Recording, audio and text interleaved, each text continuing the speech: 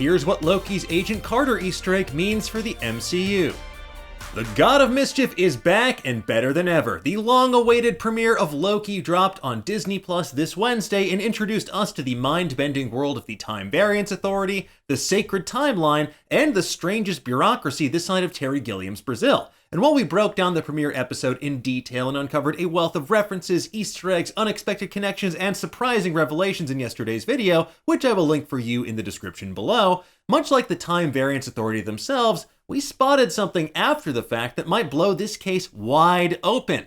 And no, not that case, not the case of the mysterious variant that the TVA is actually pursuing, rather the mystery of why shows like Agents of S.H.I.E.L.D., Agent Carter, and potentially even the Netflix Marvel projects are being erased from the sacred timeline of the Marvel Cinematic Universe. However, in order to talk about this in detail, we do need to spoil what happened in Glorious Purpose, the first episode of Loki. So if you haven't seen the series premiere yet, slow time down to 1/16th speed, and you just might be able to catch up by the time this video ends.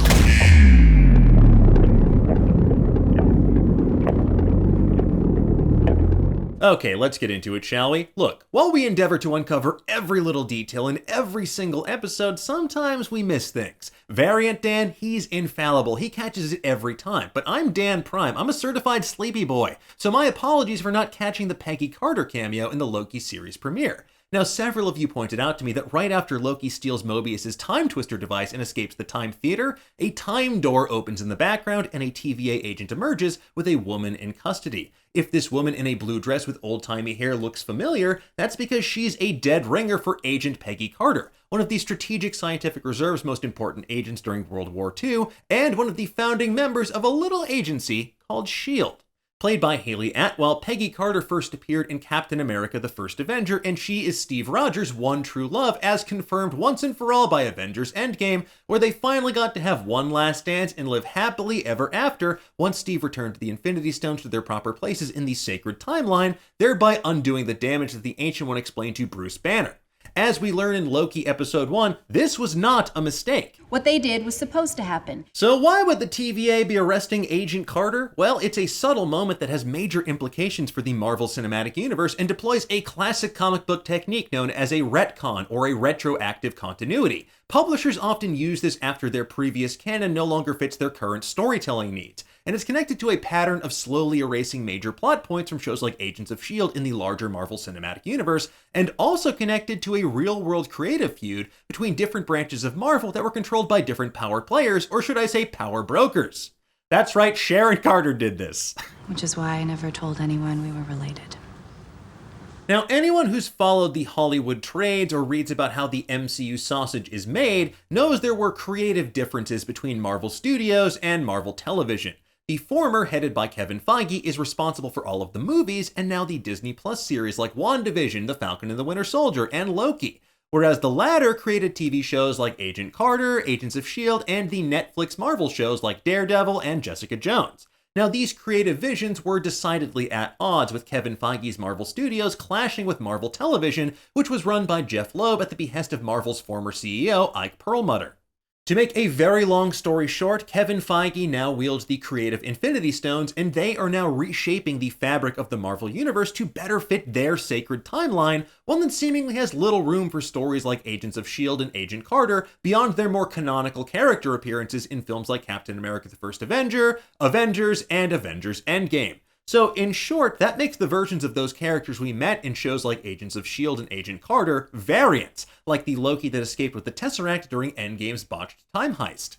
While Steve Rogers is living happily ever after with Peggy Carter, potentially on the moon in Marvel's sacred timeline, the Peggy Carter we saw during Agent Carter is now seemingly a variant. As fans have pointed out, the dress worn by Peggy during this blink and you'll miss it cameo moment is a very close match to one she wore on the show.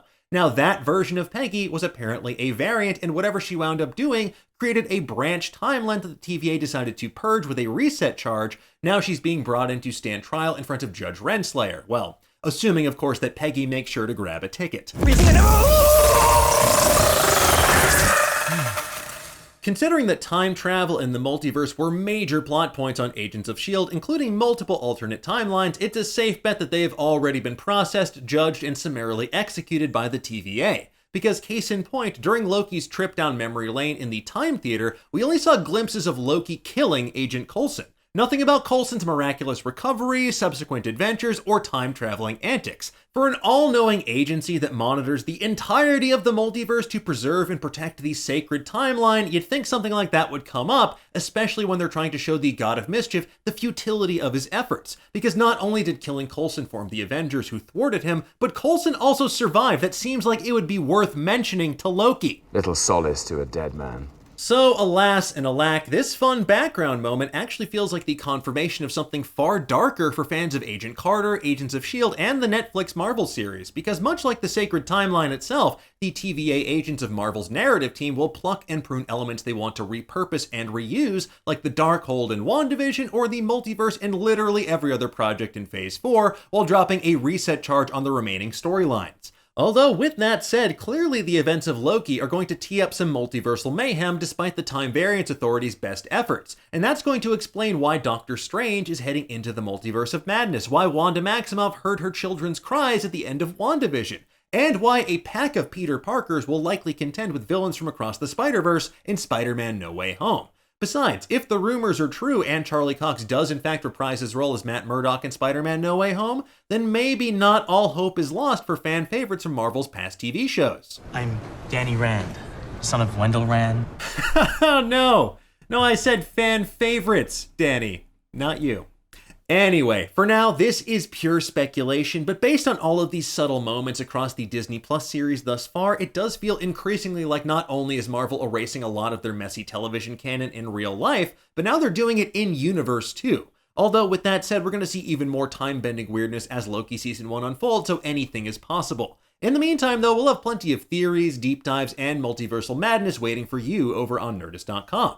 But first, tell us, what do you think of this theory? Why is the TVA arresting Peggy Carter? And what aspects of past Marvel TV shows should be preserved, and why? Every piece of Phase 2 on a truck and gone. Let us know in the comments below, and for the latest and greatest in the world of pop culture, stay tuned to Nerdist.com.